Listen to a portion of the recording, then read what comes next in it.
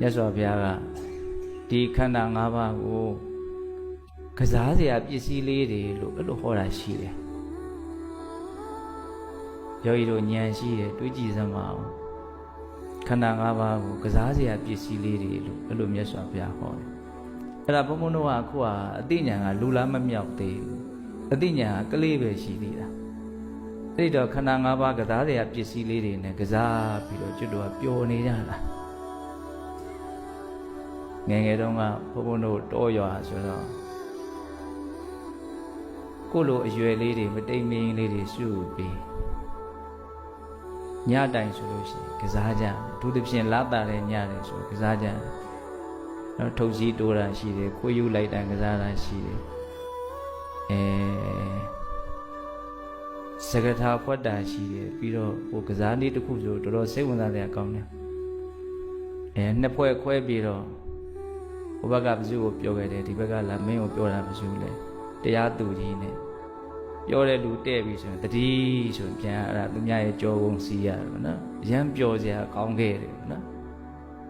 ကစားလို့ကောင်းနေတုံးရှိသေးတယ်ညနဲ့လို့နဲ့မှလည်းမသိဘူးလေအဲ့ချိန်ရောက်ပြီဆိုတော့အမေတွေကအတီးတီးခေါ်ကြပြီးကိုသားသမီးတွေကိုအိမ်ကနေလှမ်းအော်ခေါ်ကြဒီကစားပွဲကိုမပြီးခြင်းပြီးခြင်းနဲ့ဘယ်တော့မှဒီကစားပွဲကိုကြည်ကျင်နဲ့အပြီးတက်ခဲ့ရတယ်လို့မရှိအချိန်ကြာလို့အမေကခေါ်တော့အမေကြောက်လို့အိမ်ပြန်ရကစားပွဲကိုတို့လိုတန်းတန်းပဲထားခဲ့ရတယ်ဟုတ်လားအခုကျွတ်တို့ကစားနေကြလားအဲ့ဒါအချိန်ကြာရင်အမေကခေါ်မှာဟုတ်လားခေါ်ပြီဆိုလို့ရှိရင်အဲ့ဒါတို့လိုတန်းတန်းနဲ့ပြန်ရမှာနော်ထားခဲ့ဘလောက်စိတ်ဝင်စားတဲ့ကောင်းတဲ့ကစားပေါ်ကစားပဲဖြစ်ဖြစ်ထားခဲ့ပါနော်အဲ့တော့မြတ်စွာဘုရားကကလေးတွေဟာတဲ့ကစားတရားဝတ္ထုပစ္စည်းအမျိုးမျိုးနဲ့ကစားကြတယ်သူတို့ကစားပွဲကိုကစားလို့အားရသွားပြီညင်းငွေသွားပြီဆိုရင်အဲ့ဒီကစားစရာပစ္စည်းလေးတွေကိုဖြန့်ကျဲပြီးတော့ပြစ်ထားခဲ့ကြတယ်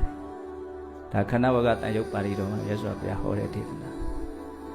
ဟုတ်တယ်ငယ်ငယ်တုန်းကခံရွက်ကလေးတွေခံရွက်လေးကဝင်းဝင်းမာမာလေးတွေကိုအဲ့ဒါကပိုက်ဆံဟုတ်လားတော့ဆိုတော့မြေကကျဲတဲ့အခါကျတော့သဲလေးတွေမို့မို့လေးအကြောင်းလေးတွေလှုပ်ထားတယ်အဲ့ဒါကခြံစည်းရိုးဟုတ်တယ်နော်ငါအိမ်သူ့အိမ်ဘယ်သူကဈေးရောက်ထင်မိထင်ရကတာပေါ့နော်တခါတလေဆိုလို့ရှိရင်4000ကရင်ကြီးစောင်းနေတဲ့ကားလေးလှုပ်ဟုတ်လားငပြောပင်ရဲ့ခလေကောင်ကဥတိုင်းကြီးကမီးပြောင်းပါဇက်ဆိုင်တီးတဲ့လူကတီးပေါ့နော်မျိုးစုံကခုံကစားနော်ကြာတော့လည်းပဲညီးငွေပြီးတော့ပြင့်ပြီးတော့ကစားပွဲကဒီလိုနဲ့ပြီးသွားအဲ့တော့မြတ်စွာဘုရားကလေးတွေဟာကစားပွဲကိုညီးငွေလာတဲ့အခါမှာအဲ့ဒီကစားစရာပစ္စည်းတွေကိုဖြန့်ကျဲပြီးတော့ကစားစရာပစ္စည်းတွေရဲ့ပုံမှာတတ်မဲ့မှုမရှိတော့ဘဲနဲ့တန်ရောစဉ်ပြတ်ပြီးတော့လိုရာကိုတွားကြသလိုမျိုးခန္ဓာ၅ပါးကစားစရာပစ္စည်းတွေရဲ့ပုံမှာညီးငွေကြခန္ဓာ၅ပါးကစားစရာပစ္စည်းတွေရဲ့အပေါ်မှာတက်မဲ့မှုကင်းကြလို့အဲ့လိုမြတ်စွာဘုရားဟောတယ်ဘယ်ကနေဒီစကားတွေရောက်သွားပြောဖို့မရည်ရွယ်ပါဘူးနော်အတိညာလူလားမမြောက်သေးတော့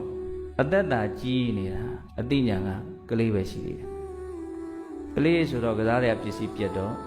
ငိုတာပေါ့ဒါပဲလေကျွတ်တို့ပုထုဇဉ်တွေကဓာတ်ထက်အများကြီး